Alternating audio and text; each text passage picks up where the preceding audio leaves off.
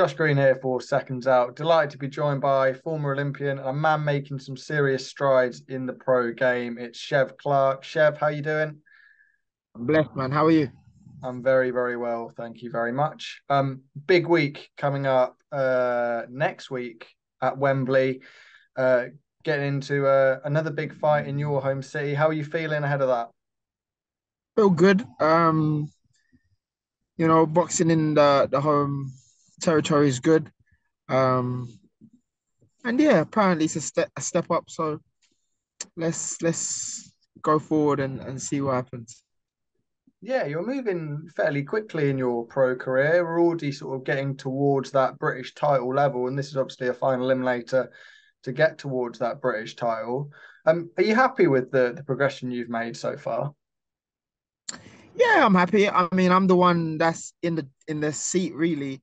Um, and I'm accepting these challenges. So yeah, I am happy. I'm happy with the choices I've made. And I'm handling it as I go. So yeah. Yeah, in terms of progression of opponents, as well, David Jamieson is a step up. I'm sure your team have told you that. What are you expecting in terms of challenges that you haven't faced in the ring before in terms of your pro career anyway? Um, I'm just expecting the guy to come and try and win. You know, that's all I ever expect from anybody to come in the ring and win. You know, however they try to win, it's my job to stop them from doing that. And yeah, that's how I look at it. I don't get too technical about it. You know what I mean?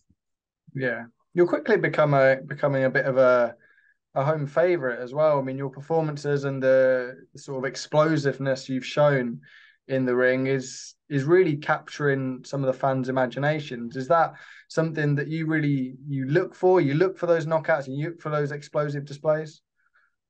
It, I mean, you're telling me the story, you know.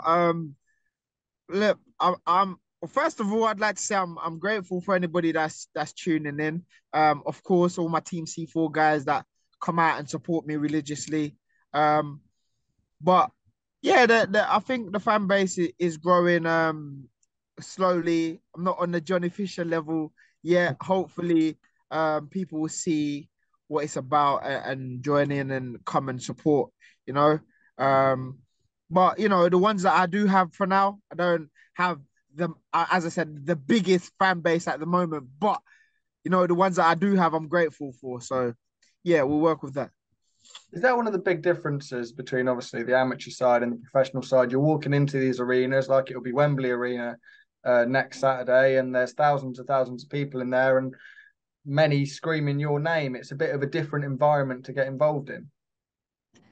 Yeah, it's different in the sense that before we was traveling to Eastern Europe, we was traveling around the world. For example, I went to Tokyo, there was nobody there, obviously because of COVID, etc., etc. So now people that have always wanted to come or have heard about Chev and are a bit excited to see it, they can now come and see it in person. I've boxed at home quite a few times. I've boxed more in the UK in my last pro fights than I've ever boxed in the UK. So, you know, for those who have never got to see what Chev was about, they're now getting to see the C4 in action. Yeah, and obviously I mentioned earlier, final eliminator for that British title. The other side of that, your potential opponent is obviously Isaac Chamberlain and Michaela Wow. I mean, for you, is that a 50-50 matchup? Who do you see coming through the other side of that? Well, nobody's fighting each other at the moment, so I'm just Mm. focused on what I've got to deal with next week, and then whoever handles the business after that, then that's what we're gonna have to handle. But for now, I'm focused on what I've got to deal with next week. Yeah, there's an awful lot going on in the cruiserweight division in the UK. With I mentioned those names before, Ellis Zorro in the Queensbury stable. He made a big statement a few weeks back at your call. Is that somebody you're keeping an eye on at all, or? To be honest, mate, I'll answer the first part of your question. Yes, the cruiserweight division, I think, is probably one of the most exciting in the UK, if not the most exciting in terms of how competitive it is. And in terms of keeping an eye on people, I keep an eye on Chev. Um, that's that's the only person I need to keep an eye on. Work on Chev and just progress from there. Okay, but I will ask you about the big cruiserweight fight we saw down in Bournemouth at the weekend between Chris Billam-Smith and Lawrence Okolie. Lawrence obviously Yeah. going in as the world champion and was the favourite going into that fight. Do you think it was a surprise that Chris came away with the win? I think a lot of people will be surprised. To be fair, I was surprised because I think Chris took away Lawrence's awkwardness and made it his fight.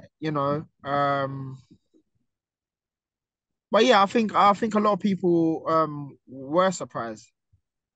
Yeah, I mean, for Lawrence as well, there's been a lot of talk about him moving up to heavyweight. Whether that happens now is a sort of a different decision for him. If you were in his shoes, what would you be thinking? Move up to heavyweight, or is the rematch would that be on your mind? I think you'd want to have a rematch and show that if it was a fluke, it was a fluke, or if it wasn't a fluke. Do you know what I mean?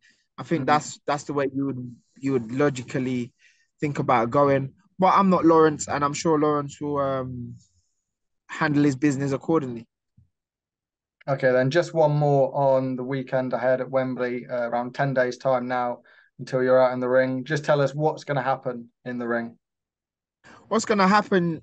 The people that pay their money gonna come out and get an entertaining fight, and Chev's gonna go out and do what Chev normally does. Be explosive, be entertaining, and make you come back and watch. All right, good stuff. We don't want you to be late for training today, so I'll let you get off. Thank you very much for your time, mate. Now, thank you very much for the interview, mate. I hope you have a good day.